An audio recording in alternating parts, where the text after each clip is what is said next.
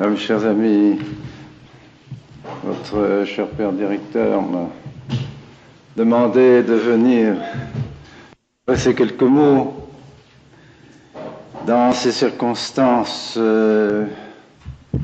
graves, importantes que nous traversons pour notre fraternité et pour l'Église. Car enfin, nous sommes, je le pense et j'en suis bien persuadé, et vous en êtes bien persuadé vous-même aussi, je l'espère, un rameau puissant de la Sainte Église catholique et romaine. Nous ne voudrions pas travailler en dehors de ce lien. Et je peux dire que l'histoire de la fraternité a été marquée comme ça à certaines époques, vous voyez, par des moments particuliers, difficiles, où il fallait prendre des décisions graves. Et alors, eh bien, c'était l'occasion pour moi de parler d'une manière plus particulière aux séminaristes pour les encourager, les fortifier. Et dites-vous bien que ce combat ne commence pas aujourd'hui, que les difficultés que nous trouvons aujourd'hui, dans lesquelles nous nous trouvons, ne sont pas nouvelles. Ce serait bien mal comprendre notre histoire et notre combat que de croire que nous nous trouvons tout à coup devant une situation extraordinaire et tout à fait nouvelle. C'est pas vrai, c'est absolument faux. Cette situation, on peut dire, a commencé déjà depuis le Concile. Il faudrait refaire l'histoire du Concile pour montrer que dans le Concile, il y a quand même eu une résistance. L'invasion des idées libérales et modernistes dans le Concile n'a pas été sans provoquer une réaction. Heureusement, il y a tout de même eu parmi les pères du Concile un certain groupe de pères qui ont dit ça va pas, on ne peut pas continuer comme ça. On ne peut pas admettre ces principes de 89, on ne peut pas admettre cette collégialité, on ne peut pas admettre cet œcuménisme, on ne peut pas admettre cette liberté religieuse. Alors, bien, ils ont combattu. Ils étaient environ 250. Malheureusement, en phase 2, il y avait aussi environ 250 pères qui étaient réunis pour faire triompher ces idées libérales. Et le drame, c'était que les papes ont soutenu les libéraux plus que les conservateurs. Voilà tout le drame qui s'est passé au Concile Vatican II et que nous nous trouvons maintenant dominés par un pape et par une curie romaine et par des évêques qui ont des idées libérales, qui ont adopté les idées de 89. Tout simplement, il ne faut pas se cacher les choses comme elles sont, ce qu'elles sont. Mais comment le bon Dieu a-t-il pu permettre ça? Ah, écoutez, demandez-lui. Moi, je ne suis pas le bon Dieu. Moi, je sais pas. Il sait tout, il connaît tout, il est tout puissant. Puisque le bon Dieu permet cela, il ne le veut pas parce qu'il ne peut pas vouloir le mal, mais s'il le permet, c'est qu'il a sans doute un plan que nous ne connaissons pas parfaitement, mais que nous connaissons tout de même un peu dans ses grandes lignes. Nous savons très bien par l'Apocalypse et par toute l'histoire de l'Église que cette histoire de l'Église est un combat gigantesque entre Satan et notre Seigneur Jésus-Christ. Nous savons bien, il y a les deux cités qui luttent l'une contre l'autre. Alors, bon, à travers cette histoire, nous sommes maintenant à l'époque où il semble que Satan triomphe. Bon, c'est bien ce qui était prévu aussi dans les lettres de saint Paul, dans l'Apocalypse, dans les apparitions que la Vierge Marie a faites ces derniers temps, qui ont été approuvées par l'Église, la Salette en particulier, Fatima. n'est-ce pas, des temps terribles ont été prévus. Les papes eux-mêmes ont prévu et prédit dans leurs encycliques, dans tous les derniers papes, enfin disons, si on ne les écoute pas, si on ne lutte pas contre les erreurs du modernisme et du libéralisme, eh bien des temps terribles vont arriver et l'Église risque bien presque de disparaître. Enfin, ce sont des termes même de ces papes. Donc, nous nous trouvons dans cette période-là, dans cette période invraisemblable de quasi-disparition de l'Église et disparition de la foi dans l'Église. Alors on a lutté au Concile. Après le Concile, les libéraux ayant pris les places, ils font ce que les socialistes font quand ils arrivent au pouvoir. Ils en vont promener les gens de la droite, ceux qu'on appelle de la droite. Bon, ils ont les ministères, mais ils prennent la place dans les ministères, on prend la place dans toutes les organisations de l'État, on chasse tous les braves gens et on y met les gens du socialisme. C'est normal. Ah oui, à Rome, ils ont fait pareil. Ils ont pris la place, ils ont chassé tout le monde. Ils ont chassé tous les conservateurs. Ils ont mis leurs hommes en place. Les évêques, ils les ont chassés aussi, ils leur ont fait comprendre qu'il fallait donner leur démission. Ils ont donné leur démission. Les 250 qui avaient résisté pendant le Concile, beaucoup ont donné leur démission, beaucoup se sont retirés d'eux-mêmes, et les quelques-uns qui sont restés, bien, il faut bien le dire, il y a eu Monseigneur Castro-Mayer et moi-même à résister publiquement. C'est invraisemblable, c'est comme ça, qu'est-ce que j'y fasse, moi? Pas rien. C'est pas de ma faute, c'est pas de la faute de Monseigneur Castro-Mayer non plus, mais c'est comme ça. Le bon Dieu a permis que nous nous trouvions dans des situations qui ont fait que nous avons résisté publiquement.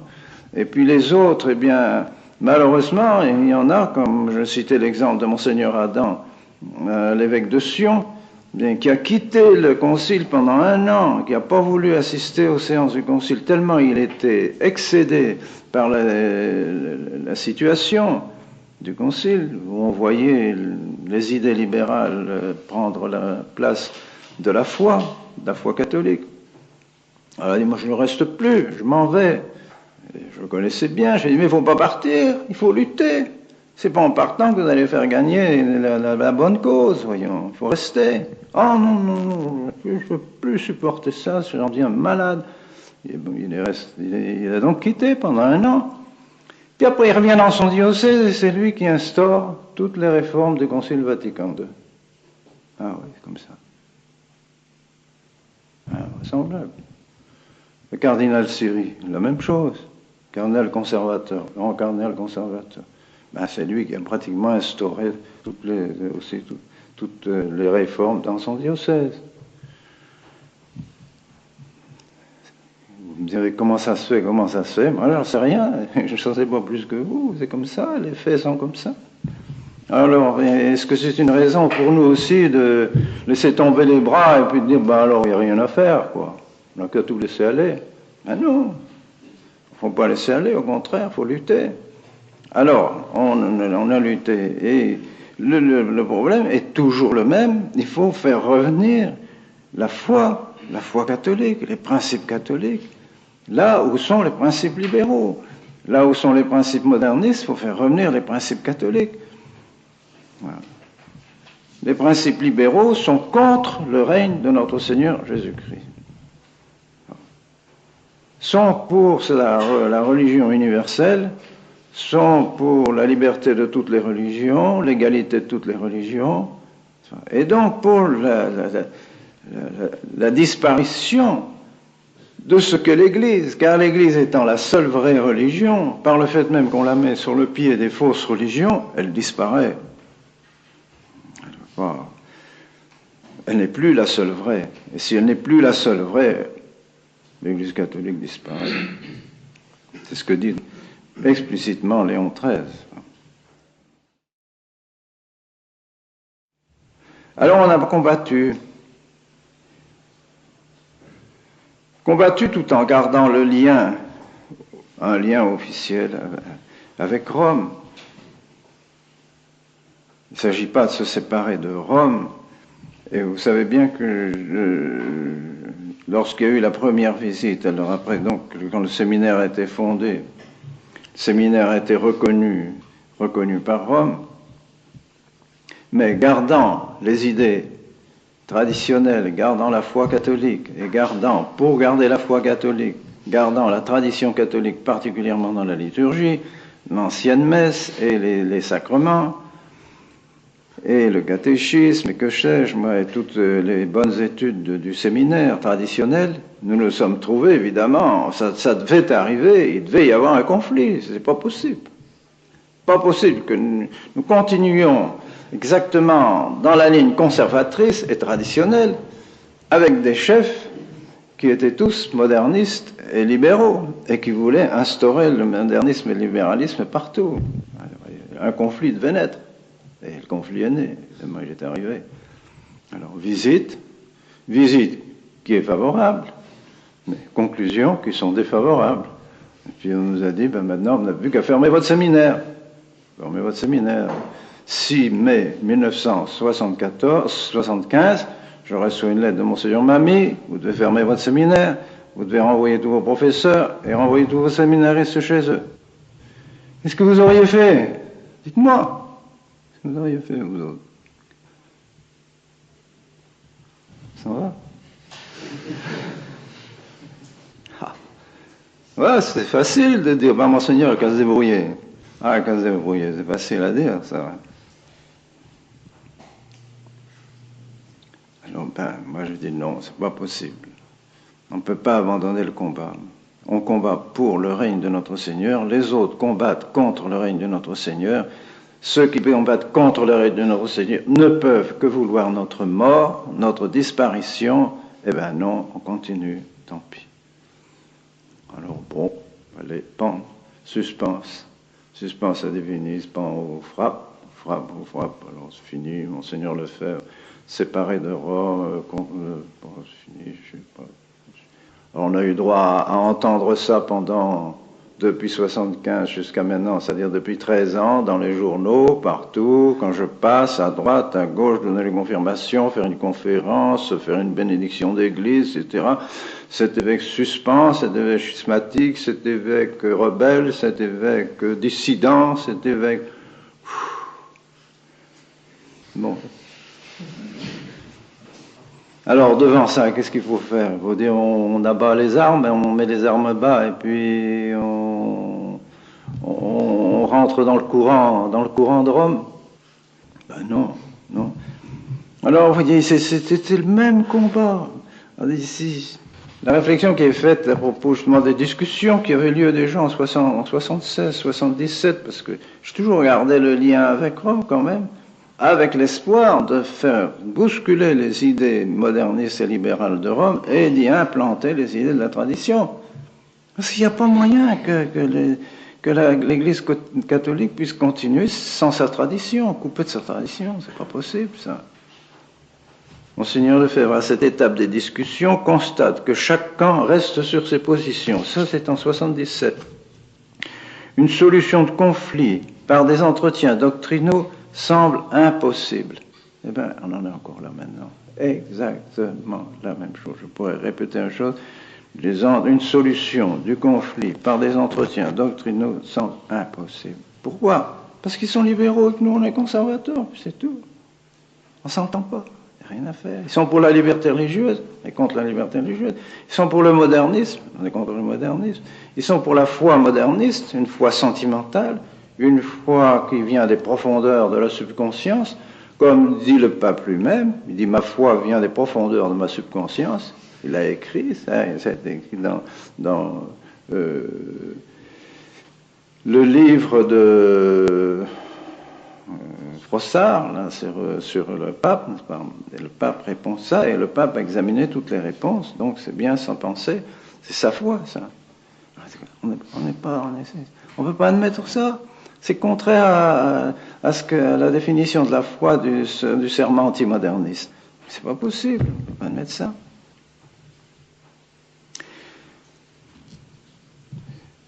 Alors, la seule solution, c'eût été de renvoyer à une commission les discussions théoriques.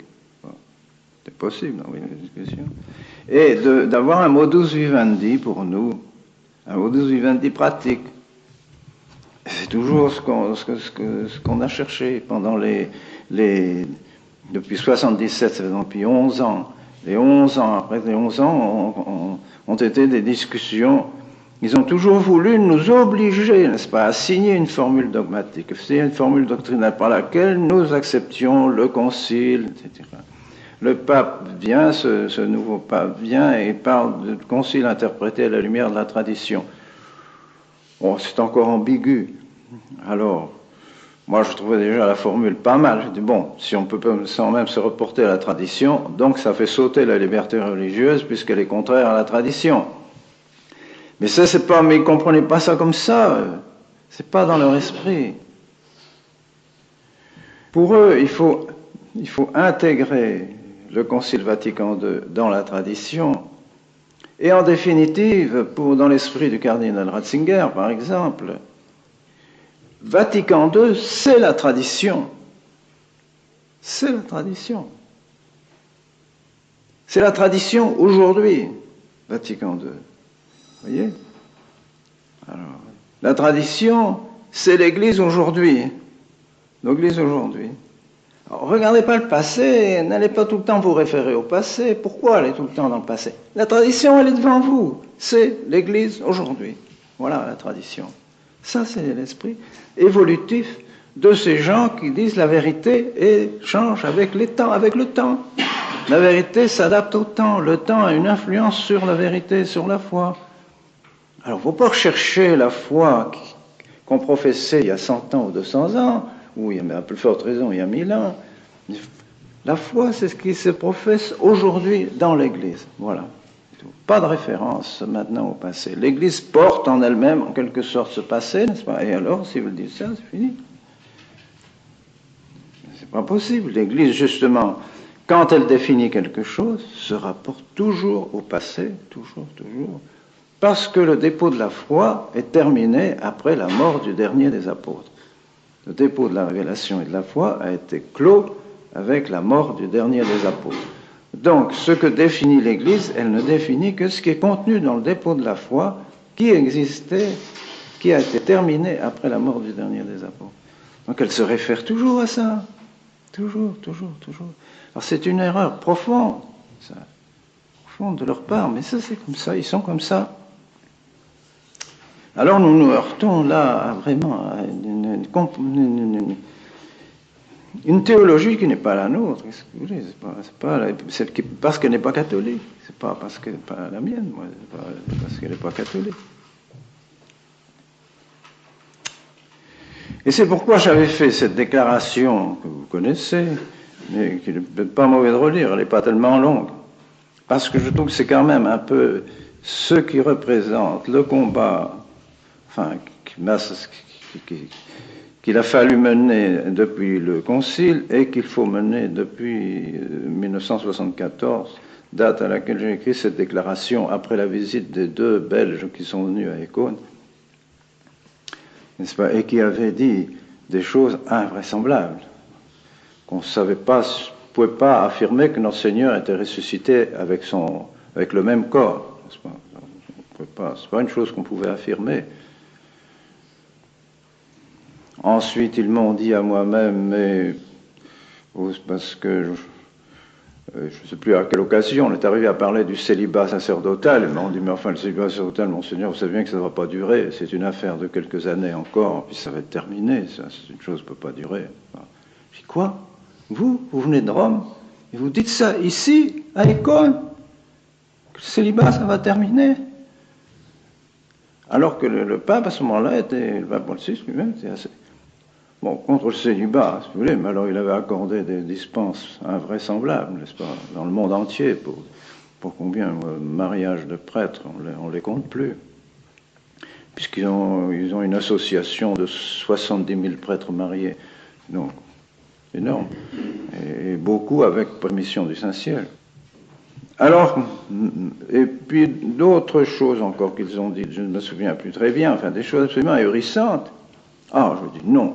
Alors c'est Rome qui vient avec des idées comme celle-là, nous visiter, nous, à Écône, qui gardons la foi catholique, Eh bien non, ça c'est pas permis. Alors, je fais cette déclaration. Nous adhérons de tout cœur, de toute notre âme à la Rome catholique, gardienne de la foi catholique et des traditions nécessaires au maintien de cette foi, à la Rome éternelle, maîtresse de sagesse et de vérité. Nous refusons par contre, et avons toujours refusé, de suivre la Rome de tendance néo-moderniste et néo-protestante qui s'est manifestée clairement dans le Concile Vatican II et après le Concile dans toutes les réformes qui en sont issues. Toutes ces réformes, en effet, ont contribué et contribuent encore à la démolition de l'Église, à la ruine du sacerdoce, à l'anéantissement du sacrifice et des sacrements, à la disparition de la vie religieuse, à un enseignement naturaliste et théardien dans les universités, les séminaires, la catéchèse, enseignement issu du libéralisme et du protestantisme, condamné maintes fois par le magistère solennel de l'Église. Aucune autorité, même la plus élevée dans la hiérarchie, ne peut nous contraindre à abandonner ou à diminuer notre foi catholique clairement exprimée et professée par le magistère de l'Église depuis le XIXe siècle. Si l'arrivée des saints Paul que nous-mêmes ou un ange venu du ciel vous enseigne autre chose que ce que je vous ai enseigné, qu'il soit anathème. N'est-ce pas ce que nous répète le Saint-Père aujourd'hui? Et si une certaine contradiction se manifestait dans ses paroles et ses actes, ainsi que dans les actes des dicastères, alors nous choisissons ce qui a toujours été enseigné et nous faisons la sourde oreille aux nouveautés destructrices de l'Église. On ne peut modifier profondément la lex orandi sans modifier la lex credendi. À messe nouvelle correspond catéchisme nouveau, sacerdoce nouveau, séminaire nouveau, université nouvelle, église charismatique, pentecôtiste, toutes choses opposées à l'orthodoxie et au magistère de toujours. Cette réforme étant issue du libéralisme, du modernisme, est tout entière empoisonnée. Elle sort de l'hérésie et aboutit à l'hérésie, même si tous ces actes ne sont point formellement hérétiques. Il est donc impossible à tout catholique conscient et fidèle d'adopter cette réforme et de s'y soumettre de quelque manière que ce soit. La seule attitude de fidélité à l'Église et à la doctrine catholique pour notre salut est le refus catégorique d'acceptation de la réforme. C'est pourquoi, sans aucune rébellion, sans aucune amertume, aucun ressentiment, nous poursuivons notre œuvre de formation sacerdotale sous l'étoile du magistère de toujours, persuadés que nous pouvons rendre un service plus grand à la Sainte Église catholique, au souverain pontife et aux générations futures. C'est pourquoi nous nous en tenons fermement à tout ce qui a été cru et pratiqué dans la foi, les mœurs, le culte, l'enseignement du catéchisme, la formation du prêtre, l'institution de l'Église, par l'Église de toujours, et codifié dans les livres parus avant l'influence moderniste du Concile, en attendant que la vraie lumière de la tradition dissipe les ténèbres qui obscurcissent le ciel de la Rome éternelle. Ce faisant, avec la grâce de Dieu et le secours de la Vierge Marie, de Saint Joseph, de Saint Pidis, nous sommes convaincus de demeurer fidèles à l'Église catholique et romaine, à tous les successeurs de Pierre, et d'être les fidèles dispensateurs des mystères de notre Seigneur Jésus-Christ dans l'Esprit Saint. Amen. Eh bien, en attendant que la vraie lumière de la tradition dissipe les ténèbres qui obscurcissent le ciel de la Rome éternelle. C'est ce que nous faisons encore. Nous attendons. Tant que la tradition n'aura pas remplacé le modernisme, nous ne pouvons pas, c'est impossible de nous entendre. Alors nous avons essayé, nous avons fait un essai loyal. Donc j'ai, devant la nécessité de continuer ce que nous faisons, pour le bien de l'Église, pour l'honneur de notre Seigneur Jésus-Christ, pour le règne de notre Seigneur Jésus-Christ, n'est-ce pas, pour la continuation de l'Église, eh bien nous avons besoin des évêques, il n'y a rien à faire, nous ne pouvons pas continuer courageusement, fortement et bien organisé, et dans la protection de la foi, et avec tous les moyens dont nous avons besoin, c'est-à-dire pour faire des prêtres, n'est-ce pas, qui est l'œuvre essentielle de la fraternité, nous ne pouvons pas le faire si nous n'avons pas d'évêque. Alors, le 29 juin dernier, j'ai annoncé, bien, devant l'impossibilité de pouvoir trouver une solution avec Rome qui nous donne satisfaction au sujet de la consécration des évêques, j'ai l'intention de consacrer des évêques. Alors, c'est alors que Rome, un peu ému, a ouvert un peu les portes et a dit, mais on va s'entendre. Alors, on a renoué les conversations avec une fréquence plus grande. On a dit, bon, vous pourrez garder la liturgie du pape Jean XXIII, vous pourrez garder vos séminaires avec le charisme spécial qu'ils ont, vous pourrez aussi avoir un visiteur. Bon. C'était une petite ouverture. On a donc essayé de voir si vraiment il y avait moyen. Mais en prenant ce principe dans les colloques, nous accepterons une solution à la condition formelle et absolument radicale que nous soyons protégés absolument de toute influence moderniste et libérale. Ça, nous n'en voulons à aucun prix. À aucun prix. Donc, il faut que nous soyons protégés. Il ne s'agit pas de rentrer dans Rome et puis de dire à ces autorités romaines qui sont modernistes et libérales, de leur dire, les voilà, ben nous sommes dans vos mains, nous sommes à votre disposition, faites de nous ce que vous voulez. Pas. On a lutté pendant 20 ans, 25 ans, contre ces idées, puis d'un coup on se met dans les mains de ces modernistes, puis on dit, nous voilà, ben on est à votre disposition. C'est pas possible, ça. C'est fini de toute notre action et de notre foi. C'est mettre notre foi à leur disposition. Alors il fallait absolument avoir cela. Alors, nous avons donc eu ces colloques, discussion. À ce moment-là, il semblait qu'ils ne voulaient plus nous demander quelque chose au sujet de la doctrine. Ils ne voulaient plus rien nous demander au sujet de la doctrine. Mais au moment des colloques, bien, ils ont quand même remis devant nous une feuille qui concernait la doctrine. Bon, elle était un peu plus facile à signer parce qu'il y avait ce fameux numéro 3. Il y avait 5 paragraphes, donc dans le numéro 3 qui disait « Sur certains points, nous devons constater de certains points qui concernent le concile, la liturgie et le droit canon, nous devons constater qu'il y a des points qui sont difficilement conciliables avec la tradition. » C'était peu dire, nous étions bien bons, nous aurions dû dire qu'ils sont contraires à la tradition. Bon, enfin, eux ont lâché ça, nous on l'a un petit peu. Mais pour nous, bien sûr, c'était contraire à la tradition. Alors, étant donné ce point qui donc nous réservait, je dirais, le droit de critiquer et de rejeter même ces points, puisqu'ils ne sont pas compatibles avec la tradition, chose qu'ils n'avaient jamais acceptée jusqu'à présent, parce qu'ils avaient toujours dit « Ah non, vous ne pouvez pas dire ça. Vous ne pouvez pas dire qu'il y a des choses contraires ou inconciliables avec la tradition dans le concile et dans le droit canon. Ça, c'est pas possible. » Pas possible. Alors, vous opposez à Rome, ça, c'est pas possible. Alors là, ils l'avaient accepté. C'est pourquoi nous avons accepté aussi les formules qui sont venues après, la numéro 4 au sujet de la liturgie et la 5 sur le droit canon, que nous aurions formulées autrement si on les avait formulées nous-mêmes, mais enfin, ce sont eux qui les ont formulées. Alors, je les ai ici. Bon, vous allez voir. Numéro 4, nous déclarons en outre connaître la validité du sacrifice de la messe et des sacrements célébrés avec l'intention de faire ce que fait l'Église et selon les rites indiqués dans les éditions typiques du missel romain et des rituels et des sacrements promulgués par les papes Paul VI et Jean-Paul II. Mais donc que la validité faite avec l'intention de faire ce que fait l'Église, parce que de plus en plus, ils n'ont plus l'intention de faire ce que fait l'Église. Et puis ensuite, selon les rites qui sont sortis des presses romaines, n'est-ce pas, et non pas les traductions. Or, maintenant, il n'y a plus que des traductions, il n'y a plus de messe en latin. Alors, ces traductions, elles valent ce qu'elles valent. Et puis, la validité, c'est là que c'est un peu un mot piège, je dirais un petit peu, parce que par rapport à beaucoup de gens qui ne sont pas, évidemment, qui n'ont pas l'habitude des termes théologique, enfin, n'est-ce pas, canonique. Alors, quoi? Validité, ça veut dire valable. C'est reconnaître valable le sacrifice de la messe. C'est pas vrai. C'est pas ça.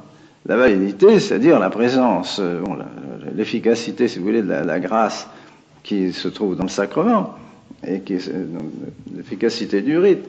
Mais ça peut très bien être sacrilège. Une messe valide peut très bien être une messe sacrilège. Elle a été pour nous, justement, nous disons, et pourquoi nous rejetons cette messe malgré sa validité?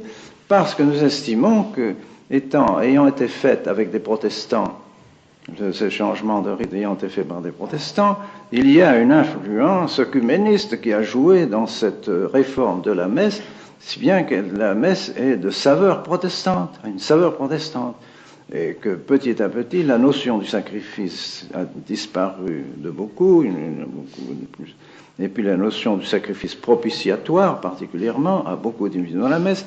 Alors ces changements qui ont eu lieu dans la messe rendent cette messe dangereuse, empoisonnée.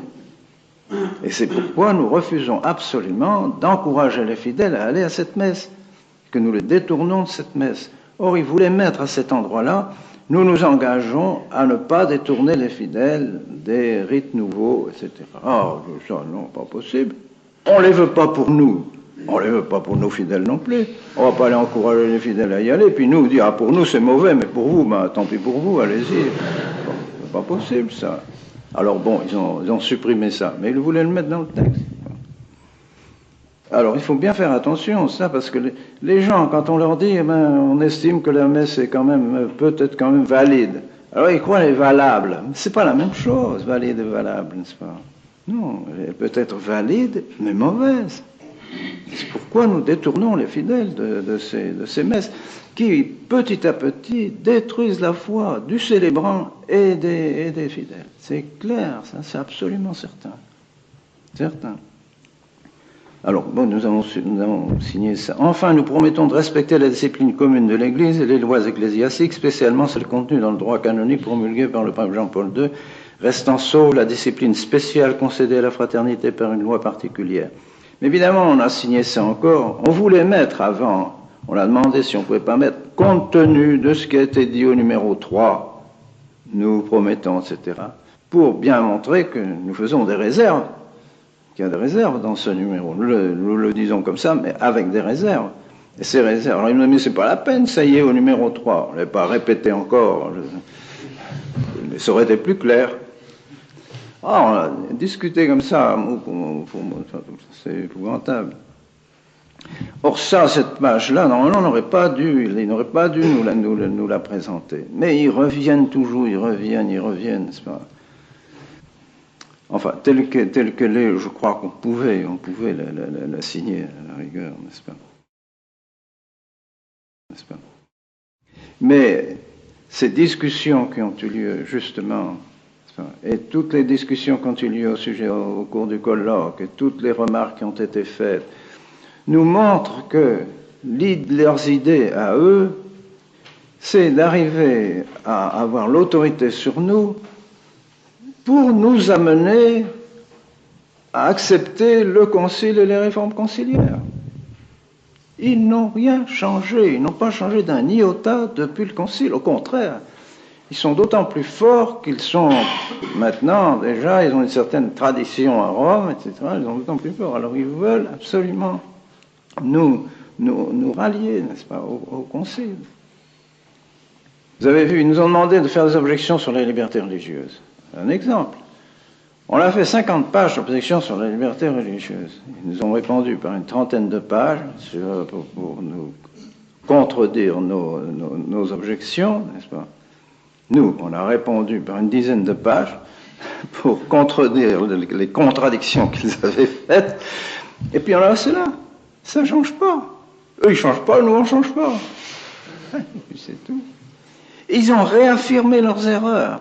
Dans la réponse qu'ils nous ont faite, ils réaffirment leurs erreurs avec encore plus explicitement. Invraisemblable. Ils ne changent rien. Rien changé à leurs idées libérales.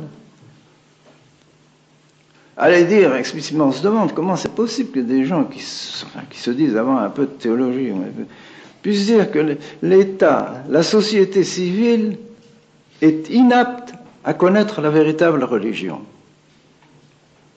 Ce sont des hommes, ce sont des bêtes qui sont à la tête de la société civile ou sont des hommes?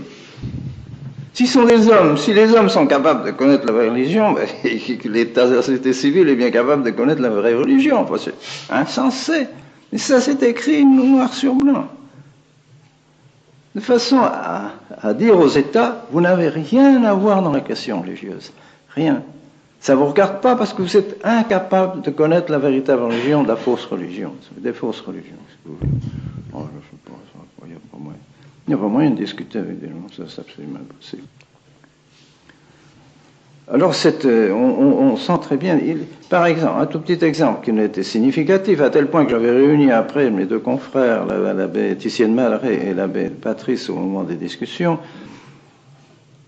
Le cardinal nous dit tout bonnement, comme ça, au cours des conversations, justement, sur le cours des questions de pratique, là, des conditions, des personnes liées à la fraternité, puis de la commission romaine, tout ça, enfin, alors, des choses plus pratiques.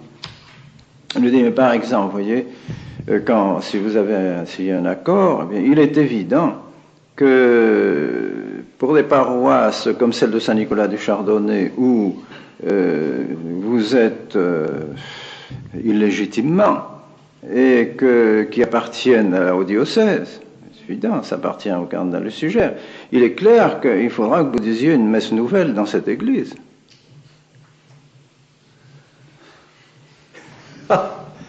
Alors, vous vous rendez compte? Ah ben, allez la dire, vous allez voir comment il va revenir, celui qui... S'il sort vivant de l'église, il a de la chance. Comme ça, tout simplement, tout naïvement, il dit ça, mais c'est sûr. Il dit parce qu'il y a des paroissiens, c'est une église paroissiale. Les paroissiens qui veulent la messe nouvelle ont le droit d'avoir la messe nouvelle dans leur paroisse.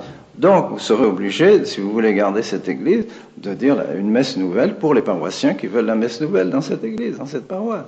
Je vais trouver ça tout naturel, pas de problème. Toujours parce que pour eux, messe nouvelle, messe ancienne, tout ça, il faut que nous arrivions à comprendre que tout ça, ce sont des détails, les uns préfèrent ceci, les autres préfèrent cela, mais ça n'a pas d'importance, il faut savoir accepter. Ils ne peuvent pas admettre dans leur esprit que nous jetions l'anathème, je dirais, sur tout ce qu'ils font. Enfin, c'est la messe que je dis tous les jours, dit le cardinal. Et puis c'est la messe que le pape dit aussi. Alors, vous allez détourner les fidèles d'aller à ces messes? Alors, ça, c'est pas moi qui ai répondu, c'est l'abbé Laroche qui a dit oui, cette messe est protestante. Il a dit alors il a dit c'est comme ça que vous prenez les choses. Alors la commission va avoir du travail, qu'il a dit. Parce que pour eux, la commission, le travail de la commission, ça va être justement de réaliser la réconciliation. Ils le mettent bien, la commission.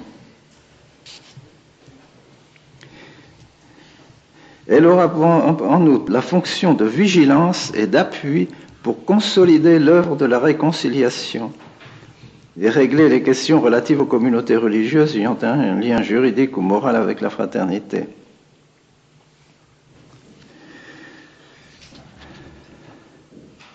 Alors, pour les sœurs, les pères, les prêtres, tous ceux qui sont liés moralement avec la fraternité, tout cela devrait normalement, les congrégations religieuses devraient retrouver un lien avec leurs congrégations religieuses, franciscains, dominicains, capucins, bénédictins, devraient retrouver un lien avec leurs congrégations religieuses tout en ayant un statut un peu spécial.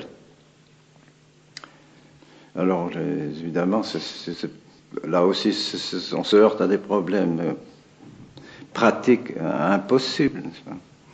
Alors, quand j'ai dit ça aux pères et aux religieuses réunies à Notre-Dame-des-Pointées, j'ai voulu les réunir parce que moi, j'ai sur le cœur de me dire, c'est très bien, on signe un accord comme ça. Et puis après, cette commission composée de 7 membres, dont le président, le vice-président, et 3 membres sont romains et seulement 2 de la tradition. Alors vous voyez, 5 contre 2, dont le président et le vice-président, pour Rome, on va être absolument coiffés et toutes les décisions qui vont être prises vont toujours être prises en faveur d'un accord avec les nouveautés, tout ça, d'un accord avec les évêques. C'est pas toujours les évêques qui vont avoir raison. C'est ce qu'ils ont toujours fait depuis le Concile. Depuis le Concile, toutes les plaintes qui ont été faites par tous les prêtres traditionnalistes qui se sont adressés à Rome, on les a toujours renvoyés à leurs évêques. Ah, obéissez à vos évêques, obéissez à vos évêques. Même Fongonvo, vous voyez, Fongonvo qui aurait pourtant tous les droits d'avoir la messe ancienne, puisqu'ils avaient repris la messe nouvelle pendant 15 ans, et ils auraient bien eu le droit d'avoir la messe nouvelle, la messe ancienne, d'après l'indulte. Eh bien, on les a renvoyés toujours à l'évêque. Il est allé voir, Don Forgeot est allé voir, le pape est allé voir le préfet, Monseigneur Maillère, le préfet de la congrégation du culte. Et tous sont renvoyés à l'archevêque. L'archevêque il a dit, pas de question, la messe de communauté, la messe conventuelle, c'est la messe nouvelle. Pas de question. Rien à faire. Rien à faire.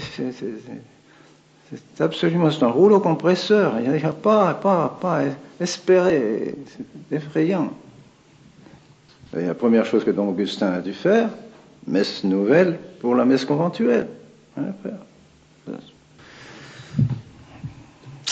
Alors c'est à ça qu'ils veulent nous amener. Alors les congrégations religieuses reliées à leur congrégation avec un statut spécial, le statut spécial étant très provisoire durant quelques années, puis après on leur dit, vous dites maintenant c'est fini, rentrez dans vos congrégations, c'est terminé, on n'en parle plus, comme ils ont fait pour nos séminaristes, tous les séminaristes qui nous ont quittés, qui sont allés à Rome, on leur a promis la messe ancienne, la tradition, vous aurez tout ce que vous voulez, etc., ne craignez pas, on va bien vous garder dans la tradition. Au bout de 4-5 mois, on commençait déjà à leur dire, mais enfin, il faut quand même pas rester absolument figé dans la tradition. Enfin, puis on commence au bout d'un certain temps, puis après, au bout d'un an, même pas un an, cette fois-ci, ça n'a même pas duré un an, là. Et, allez, rentrez dans vos séminaires, puis c'est terminé, dans vos séminaires respectifs, c'est terminé. Et ça, alors c'est ce qu'a dit d'ailleurs le cardinal à l'ambassade de France, où l'ambassadeur nous a envoyé un petit mot pour nous dire, voilà la conversation que j'ai eue avec le cardinal. Là, la commission romaine va être très provisoire. Alors, les congrégations religieuses, j'ai ici, je crois, la petite note, je vais pouvoir vous la lire.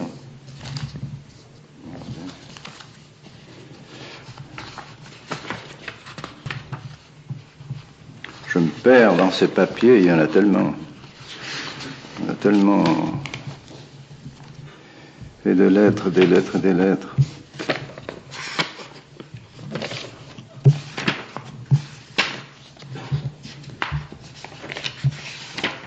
Voilà.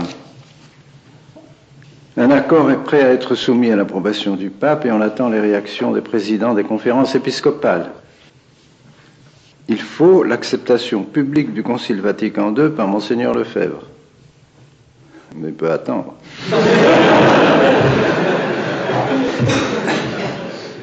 C'est pas pour aujourd'hui, je vous assure. Enfin, comme j'en ai plus longtemps à vivre, alors ça sera peut-être... Il n'attendra peut-être pas longtemps. Statut de la fraternité. Une association de vie sacerdotale sans évêque à sa tête. Ils ne voulaient pas d'évêque. Ils ne voulaient pas. Ils ont fini par l'accorder. Par la pression, ben, ils ont dit, on ne signe pas si on n'a pas l'évêque, etc. Alors, ils ont fini. Mais ils nous ont répété tout le temps, mais vous n'avez pas besoin d'évêque. Une fois que vous serez reconnu officiellement par Rome comme société sacerdotale de droit pontifical, vous pourrez demander à tous les évêques du monde de faire les ordinations, les confirmations, il n'y a pas de problème, tous les évêques du monde sont à votre disposition. Quelle prédication ils vont venir faire? Alors, eux, ils ne veulent pas d'évêques, n'est-ce pas? Et même s'ils ont dit le 15 août, ils ont fini par accepter que ce soit le 15 août, que cet évêque-là éventuellement soit consacré. C'est pas sûr qu'on l'aurait eu le 15 août encore, c'est mis sur le papier, mais c'est autre chose de l'avoir en réalité.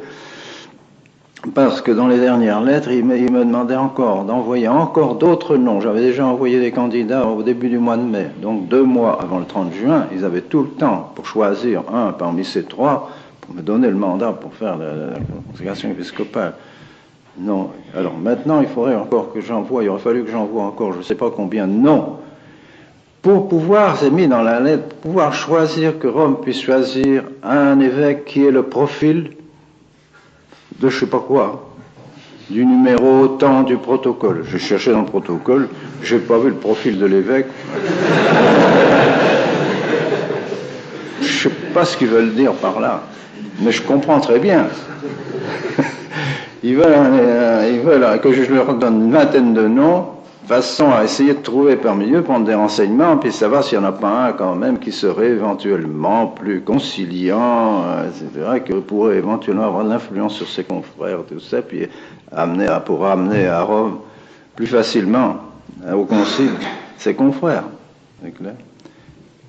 Alors, à Rome, la création d'un organisme très provisoire, chargé, en liaison avec les épiscopats nationaux, de prévoir la réinsertion des prêtres des cônes.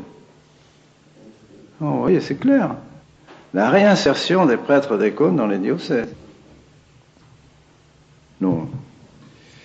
Non, leurs intentions n'ont pas changé parce que leurs principes n'ont pas changé.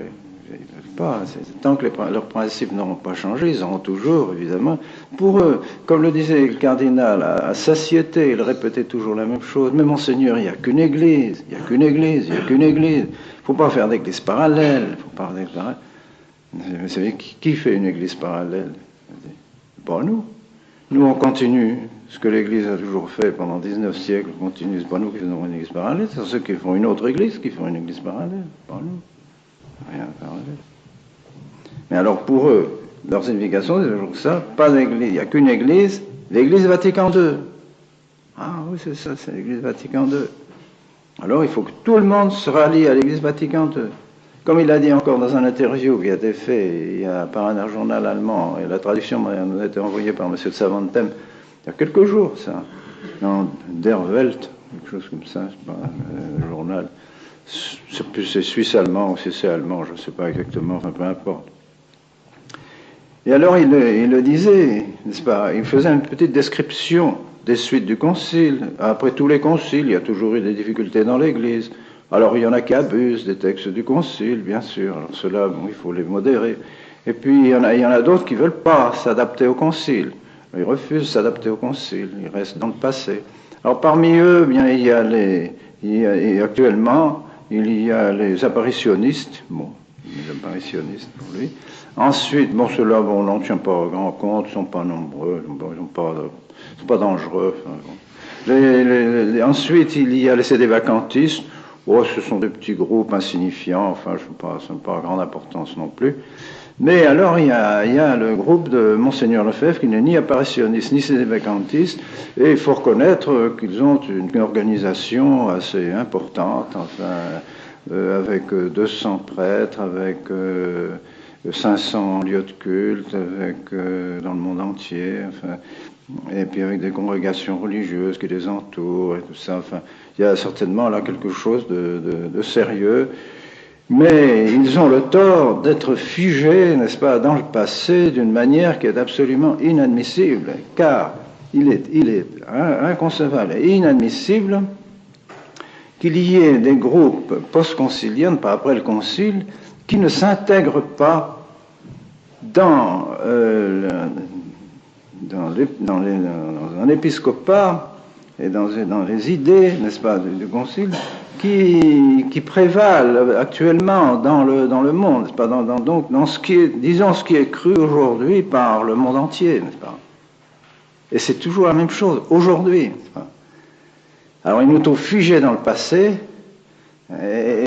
alors il est inadmissible qu'on ne fusionne pas, je dirais, avec ce que l'Église aujourd'hui. C'est toujours le même principe. Parce que pour eux, il n'y a qu'une église, c'est l'église Vatican II. Maintenant, c'est la Pentecôte qui a été faite, la grande Pentecôte de Vatican II. Alors quand on lui dit, mais enfin, voyez les résultats, voyez les fruits, vous voyez pas la destruction de l'église, ça, que le pape Paul VI a parlé, même, tout ça, non. Ah oui, mais ce sont les abus. Nous sommes d'accord, bien sûr, il y a des abus, c'est ça. C'est pas le concile, c'est pas les réformes. Non, pas ça. Toujours, absolument, des réponses à tout, il n'y a pas moyen de s'entendre. Alors j'ai écrit au pape et écrit aussi au cardinal Ratzinger, donc pour dire que j'étais vraiment un peu inquiet parce que le principe que j'avais suivi au début dans les colloques n'était pas pour moi observé, enfin, il n'était pas mis en application. Alors voici ce que j'écrivais au Saint-Père le 20 mai. Très Saint-Père, tandis qu'une espérance se levait au sujet d'une solution possible au sujet du problème de la fraternité, après la signature du protocole, voici qu'une grave difficulté surgit à l'occasion de l'épiscopat accordé à la fraternité pour me succéder dans ma fonction épiscopale. Il apparaît clairement que cet épiscopat est pour le Saint-Siège une source d'appréhension et de soucis pour les motifs suivants. En premier lieu, cet épiscopat est superflu. Après la reconnaissance légale de la fraternité comme société de droit pontifical, le supérieur général pouvant donner des lettres émissoriales à un évêque de son choix. En second lieu, cet épiscopat peut apparaître comme une certaine réprobation des évêques actuellement en fonction et indisposera les évêques à l'égard du Saint-Siège. Enfin, cet épiscopat peut éventuellement créer des difficultés dans les diocèses à l'occasion de l'apostolat auprès des fidèles. Ce sont sans doute ces appréhensions qui provoquent des délais, des réponses évasives de la part du Saint-Siège depuis plus d'1 an et qui m'obligent moralement à mettre un terme à cette attente après avoir insisté à plusieurs reprises sur l'urgente nécessité pour la continuation et le développement de l'œuvre d'avoir plusieurs évêques. Le 30 juin m'apparaît désormais comme la date ultime pour réaliser cette succession. La Providence semble avoir préparé cette date, les accords sont signés, les noms des candidats sont proposés. Si le cardinal Ratzinger a un emploi du temps trop chargé pour préparer les mandats, le cardinal Gagnon pourrait peut-être s'en charger.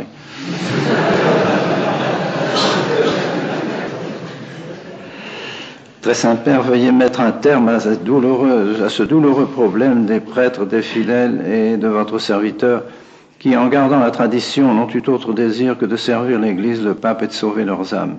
Permettez que j'ajoute quelques considérations sur le renouveau de l'Église obtenu par le moyen de la fraternité et l'épiscopat qui lui serait accordé.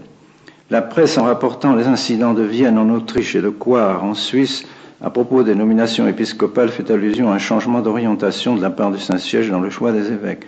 C'est un heureux présage, mais les réactions manifestent que ces évêques auront d'énormes difficultés dans la réalisation de leur apostolat et qu'ils seront obligés de manifester leur adhésion à l'esprit moderne par l'œcuménisme, le charismatisme, afin de calmer les esprits. Leurs séminaires, même s'ils observent une certaine discipline et une plus grande piété, seront imbus de cet esprit moderne et contribueront difficilement au vrai renouveau de l'Église. Ce renouveau ne peut désormais se réaliser que par des évêques libres de faire revivre la foi et la vertu chrétienne par les moyens que notre Seigneur a confiés à son Église pour la sanctification des prêtres et des fidèles. Seul un milieu entièrement dégagé des erreurs modernes et des mœurs modernes peut permettre un renouveau. Ce milieu, c'est le milieu qu'ont visité le cardinal Gagnon et Monseigneur Perle, milieu formé de familles profondément chrétiennes ayant de nombreux enfants et d'où proviennent de nombreuses et excellentes vocations. Le développement de ce milieu rénové, encouragé par vos décisions, Très Saint-Père, restaurera les diocèses par les contacts avec les évêques et le clergé. Certains évêques nous confieront la formation de leurs séminaristes et ainsi, avec la grâce de Dieu, l'Église retrouvera une nouvelle jeunesse et transformera la société païenne en société chrétienne. Vous comprendrez facilement pourquoi un seul évêque ne saurait suffire dans un champ d'apostolat aussi vaste, etc. Ensuite, le 24 mai, j'écrivais au cardinal, il me semble nécessaire de préciser ce que je vous écrivais le 6 mai dernier. À la réflexion, il nous apparaît clairement que le but des colloques et de la réconciliation est de nous réintégrer dans l'Église conciliaire, l'unique Église à laquelle vous faisiez allusion dans vos entretiens. Nous pensions que vous nous donneriez les moyens de continuer et de développer les œuvres de la tradition, spécialement en nous donnant quelques coadjuteurs, au moins 3, et en nous donnant aussi dans l'organisme romain une majorité à la tradition. Or, sur ces 2 points qui nous semblent nécessaires pour maintenir nos œuvres en dehors de toute influence progressiste et conciliaire, nous n'avons pas satisfaction. C'est pourquoi, à notre grand regret, nous nous voyons obligés de vous demander qu'avant la date du 1er juin, vous nous indiquiez clairement quelles sont les intentions du Saint-Siège sur ces 2 points. Consécration de 3 évêques postulés pour le 30 juin et majorité des membres de la tradition dans la commission romaine. Sans réponse sur ces requêtes, je procéderai à la publication des noms des candidats à l'épiscopat que je consacrerai le 30 juin avec le concours de son Excellence Monseigneur de Castromayer. Ma santé et les nécessités apostoliques pour la croissance de nos œuvres ne me permettent plus de délai supplémentaire. Alors, réponse du cardinal. après avoir été reçu en audience par le Saint-Père, comme je l'avais indiqué, concernant le premier point, le Saint-Père juge qu'il convient de s'en tenir au principe fixé dans le point 11.2 du protocole, c'est-à-dire pas de changement pour les membres de la commission. Bon. Pour ce qui regarde le second point, le Saint-Père confirme ce que je vous ai dit de sa part, à savoir qu'il est disposé à nommer un évêque membre de la fraternité au sens du point 11, etc. Je ne sais pas ce qu'ils ont là derrière. Ils trouvent toujours un sens dans le protocole que moi je ne trouve pas. Et à faire accélérer le processus habituel de nomination de manière à ce que la consécration puisse avoir lieu pour la clôture de l'année mariale le 15 août prochain. Alors donc, ils acceptaient de fixer la date, de fixer une date, mais toujours un, et pas de majorité dans le Conseil de Rome. Donc pratiquement, c'était uniquement sur la question de la date qu'il changeait, mais la réponse était négative sur les 2 points que j'avais demandé, les 3 évêques et la majorité des membres dans le Conseil. Ce qui me semblait, et ce qui me semble toujours, une condition indispensable pour maintenir la tradition dans nos milieux. Et surtout s'il y avait un arrangement. Encore plus. Parce que, envahi par quantité de monde qui va venir, ah maintenant, bon, vous avez la tradition, est reconnue par Rome, alors on va venir chez vous, Mais quantité de gens qui vont garder leur esprit moderne, qui vont garder leur esprit libéral, et qui viendront chez nous parce que ça leur fait plaisir d'avoir de temps en temps une cérémonie traditionnelle, d'avoir des contacts avec les traditionnalistes, etc. Bon. Et cela va être très dangereux pour nos milieux. Si nous sommes envahis de ce monde-là, vous voyez, que va devenir la tradition? Petit à petit, il va y avoir cette espèce d'osmose qui va se produire, et une espèce de consensus comme ça, après tout, la nouvelle messe, c'est pas si mal que ça, il ne faut pas exagérer, puis tout doucement, on va finir par ne plus voir la distinction entre le libéralisme et la tradition, et tout ça va se faire très très dangereux, vous voyez. Il y a là, vous savez, quand on est contaminé par les idées libérales, mais on contamine les autres. C'est fatal, c'est comme une véritable maladie contagieuse. C'est dangereux, très dangereux. Tandis que pour le moment, nous sommes bien dans la tradition, dans la fraternité, nous tenons aussi fermement que possible. Mais si nous n'avons pas les moyens, encore une fois, de nous défendre, soit à Rome, soit par les évêques que nous devons avoir pour nous protéger, pour qu'ils soient des évêques qui ont les mêmes pensées que nous, qui prêcheront comme nous prêchons, qui ont les mêmes idées que nous, et qui maintiendront par conséquent la foi catholique dans nos milieux, nous sommes perdus. Nous serons perdus. Nous ne pourrons plus tenir. Pas plus possible. C'est pourquoi, ici aussi, mes chers amis, s'il y en a parmi vous qui vraiment ne sont pas d'accord avec, par exemple, avec la consécration des évêques, ou je ne sais pas, qui sont pas d'accord pour certains problèmes, comme par exemple celui justement de refuser absolument la nouvelle messe, ou je ne sais pas, n'est-ce pas, par exemple au sujet de la liberté religieuse, s'il y en a qui ne sont pas d'accord, qui estiment que la liberté religieuse c'est pas mal, et que c'est une erreur de combattre la liberté religieuse, etc. Mais il ne faut pas qu'ils restent avec nous. C'est une contamination, qu'est-ce que vous voulez? C'est comme des sujets contaminés. Si des sujets commencent à être contaminés au milieu de nous, ben tout doucement, c'est 1, c'est 2, c'est 3, c'est 4, c'est 5, et puis tout doucement, les idées, on commence à mollir dans le combat. Vous voulez? S'il y a des soldats qui commencent à ne plus avoir le courage de combattre, puis ils commencent à se mettre un petit peu à l'écart en disant je sais pas si on peut y aller, on y va pas, on ne sait pas ce qu'on fait. Alors c'est fini. Alors sur les autres, voyez les autres, l'influence que ça fait sur les autres, des mecs, on a l'impression qu'il y en a toujours qui restent en arrière, là, qui ne veulent pas combattre, n'est-ce pas? Alors ça démoralise les combattants. Mais oui. Or, notre combat, mes chers amis, c'est un combat qui n'est pas difficile. Nous voulons le règne de notre Seigneur Jésus-Christ. C'est ce que j'ai dit au cardinal le 14 juillet. Après, justement, lorsqu'il m'avait demandé de venir, que je lui ai demandé d'avoir l'autorisation de faire les évêques, après avoir dit qu'on en ferait, n'est-ce pas? Je lui ai dit, Éminence, comment voulez-vous que nous nous entendions? Vous êtes contre le règne social de notre Seigneur Jésus-Christ. Et nous, on est pour. Oh. Oui. Vous faites tout pour empêcher le règne de notre Seigneur Jésus-Christ. Et nous, on fait tout pour, au contraire, faire régner notre Seigneur Jésus-Christ. Dans les sociétés, dans les âmes, dans les familles, dans les séminaires, dans toutes nos œuvres. On veut que notre Seigneur Jésus-Christ règne.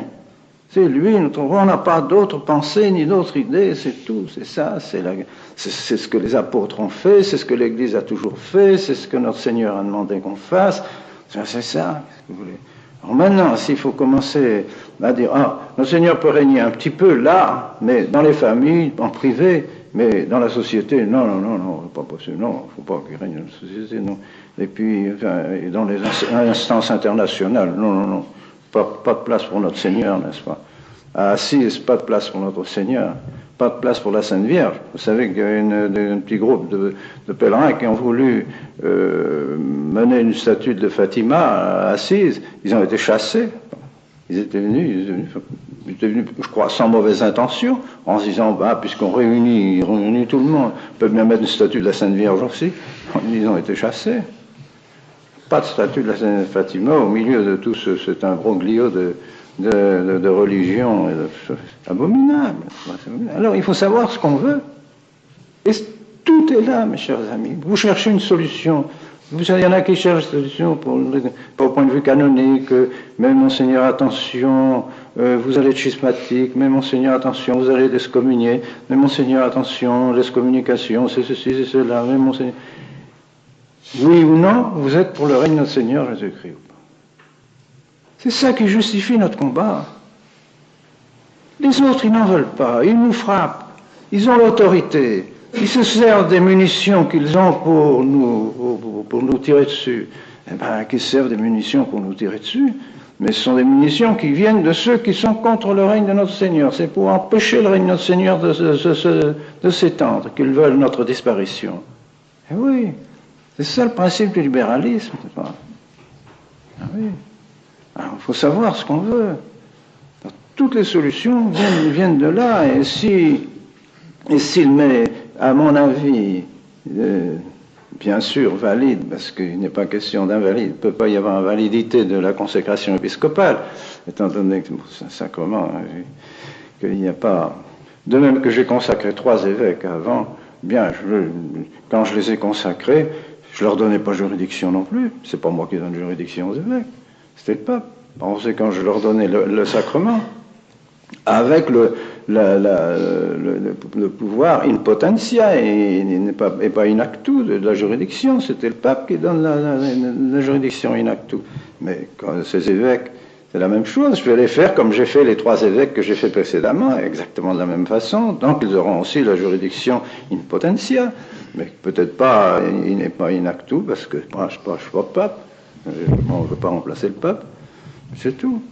Mais ils auront la juridiction qu'ils ont comme prêtres, là où ils sont, dans leur fonction, comme prêtres qu'ils ont maintenant, ils ont une juridiction comme tous les prêtres de la fraternité, par les lois exceptionnelles du droit, ils les auront aussi, cette juridiction, n'est-ce pas? Alors, faut pas faire... Ensuite, l'objection, mais c'est le pape qui doit nommer les évêques. Non, il ne faut pas dire des choses comme ça, c'est pas le pape. Le pape a le pouvoir sur les évêques, ça c'est sûr, c'est évident. Paix mes agneaux, paix mes brebis, c'est-à-dire les évêques. C'est clair que c'est le pape qui a l'autorité complète sur les évêques, et par conséquent, qu'on ne peut pas faire d'évêques contre le Saint-Siège, contre la volonté du Saint-Siège. Or, pour nous, il n'est pas question de faire des évêques contre le Saint-Siège. Nous faisons des évêques contre la volonté d'un pape qui est moderniste. Mais ça... Il est moderniste, il est moderniste. Alors encore, maintenant, étant donné le protocole qu'ils ont signé, eh bien, ils nous accordent un évêque. Donc, ils ne sont pas contre le fait qu'il y ait un évêque dans la fraternité. Ils ne sont pas contre. Donc, il y en a un, qu'il y en ait 2, qu'il y en ait 3. Ce n'est pas le nombre qui importe. Mais le principe lui-même est accepté par Rome, maintenant. D'une certaine manière, pour ceux qui ont un petit peu de scrupules, je dirais, à ce sujet-là, eh bien, ils ont satisfaction par le fait que le pape a accepté le principe de nous donner un évêque. Et donc, ils ne voient pas d'inconvénient majeur à ce que la fraternité ait des évêques. Mais si le pouvoir, évidemment, si le droit qu'a le pape est un droit de droit divin, c'est sûr, c'est notre Seigneur qui lui a donné à Saint-Pierre, mais l'application de ce droit historiquement est de droit ecclésiastique. Et ça a été très différent. Les papes ont appliqué ce pouvoir divin qu'ils ont reçu de manière très différente, suivant les siècles, suivant les lieux, et encore maintenant, ce pouvoir de Pierre est fait d'une manière très différente. Les orientaux, par exemple les patriarches orientaux, ont des droits presque absolus, enfin de choisir les évêques, de faire les évêques. Le Rome ne fait qu'entériner ce qu'ont fait les patriarches orientaux. Ils ne connaissent même pas les noms, enfin on envoie les noms après à Rome, mais c'est accepté à l'avance par Rome. Donc ça c'était un droit ecclésiastique qui est divers, qui est différent suivant les contrées, les régions. Alors quand il s'agit de droit ecclésiastique, il peut toujours y avoir des circonstances exceptionnelles qui font que l'application de ce droit irait contre le bien de l'Église, contre le droit même divin, contre le bien de l'Église. C'est possible, puisque alors c'est un droit qui est dans la main des hommes quand même, des hommes inspirés par Dieu, des hommes d'Église, entendu, mais enfin qui peuvent se servir de ce droit ecclésiastique pour une fin qui est contraire à celle pour laquelle le droit leur a été donné. C'est le cas avec toutes les lois mauvaises qui sont actuellement dans le droit canon, dans le nouveau droit canon. Le pape se sert de son pouvoir pour instaurer des lois dans le nouveau droit canon qui sont contraires au bien de l'Église et contraires même à la foi de l'Église. La définition du mariage, qui est mauvaise. Les deux pouvoirs suprêmes dans l'Église, qui est contraire à la foi catholique. La définition de l'Église, qui est contraire à la foi catholique. Tout ça est dans le droit canon. Alors, il emploie son pouvoir de faire des lois dans l'Église contre le bien de l'Église. Alors, est-ce que parce qu'il emploie ce pouvoir, on doit se soumettre? On ne va pas se soumettre à ce qui est mauvais. Ce sont des choses élémentaires. Enfin, c'est comme un père de famille qui donne de mauvais conseils ou de mauvais ordres à ses enfants. Les enfants ne doivent pas obéir, c'est clair. Ils doivent obéir quand c'est bien, mais pas quand c'est mal.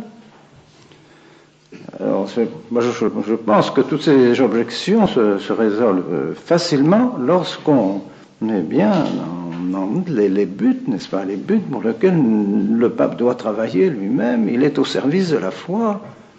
La foi est avant l'autorité. L'obéissance à la foi prime l'obéissance à l'autorité. Pourquoi? Parce que l'autorité est au service de la foi. Alors, il faut d'abord croire et tout faire pour garder la foi et tout faire pour maintenir sa foi. C'est ce qu'ont fait les martyrs. C'est l'exemple de tous les martyrs. C'est ça. Ils ont agi pour Dieu, parce que la foi, c'est une vertu théologale qui nous relie directement à Dieu. Ils ont préféré être reliés directement à Dieu et maintenir leur lien à Dieu, plutôt que de maintenir le lien à une autorité qui voulait leur faire abandonner cette foi, ce lien avec Dieu. Et même quand il s'agissait d'autorité ecclésiastique, Sainte Jeanne d'Arc a désobéi à des évêques pour garder le lien avec le bon Dieu. C'est la même chose. Toujours l'autorité est faite pour le soutien de la foi et non pas inversement. C'est ça qui nous... Et si Rome était comme autrefois, il n'y en a pas de problème, n'est-ce pas? Bien sûr, dans le cher pape Pie XII, que j'ai si bien connu, n'est-ce pas? Et puis tous ces papes qui disaient, mon Dieu, quand je pense à ce temps-là, je vous assure, je me dis bien, mon Dieu, comment se fait-il que nous soyons arrivés au temps où nous sommes arrivés maintenant? Quand on pense à ça, on n'avait jamais de problème de ce côté-là, jamais de problème de foi. Il pouvait y avoir des petits problèmes, rien du tout insignifiants, n'est-ce pas, mais jamais des problèmes de la foi. Et depuis ce concile, depuis les années 60, c'est une situation inimaginable, mais que nous sommes obligés de constater, de voir. Il ne faut pas minimiser, il ne faut pas dire mais le pape, qu'est-ce que vous voulez, le pape, il est ce qu'il est, et il doit faire, c'est une créature du bon Dieu qui doit servir le bon Dieu, qui doit servir la foi de l'Église, et non pas aller à l'encontre. Voilà, mes chers amis, je suis content d'être venu vous parler, vous encourager et et souhaiter que vous compreniez bien, que vous entriez bien, voyez, dans cette perspective. C'est tellement beau, je trouve, de travailler au règne de notre Seigneur Jésus-Christ, de ne vivre que pour ça, n'avoir pas d'autres préoccupations, faire régner notre Seigneur dans les âmes, dans la société, dans les familles, partout, notre Seigneur Jésus-Christ, la croix de notre Seigneur Jésus-Christ. Et justement, la messe est non seulement le symbole de cela, mais la cause aussi des grâces du règne de notre Seigneur Jésus-Christ. Tout converge vers le règne de notre Seigneur Jésus-Christ dans l'ancienne messe, dans la vraie messe, n'est-ce pas? Tout converge vers ça, vers le règne par sa croix. Regnavit alignio Deus, Dieu règne par sa croix et règne par le saint sacrifice de la messe. On est tous tendus vers notre Seigneur. La messe nous tend vers la croix. Quand je serai monté sur la croix, dit le Seigneur, je retirerai tout à moi, par son règne. Voilà. Alors, la nouvelle messe, vous voyez, détruit ce sens vers notre Seigneur, vers la croix de notre Seigneur. Elle est horizontale. Ça devient une réunion entre hommes, entre personnes, entre fidèles. C'est plus cette orientation vers le ciel, vers Dieu, vers notre Seigneur, vers la voie, la vie, n'est-ce pas, la vérité, c'est plus, et de toute la société, même de tout le monde entier. C'est magnifique. Le sacrifice de la messe, c'est quelque chose d'irremplaçable. C'est vraiment notre drapeau, ben oui, c'est notre drapeau. Mais eux font de la nouvelle messe leur drapeau. Eux, un drapeau révolutionnaire, un vrai drapeau révolutionnaire. Et c'est pourquoi ils veulent nous l'imposer à tout prix, n'est-ce pas? Ils ne veulent pas que nous soyons opposés. Alors vous allez peut-être me demander, mais Monseigneur, alors, est-ce qu'on pourrait savoir quels sont les évêques?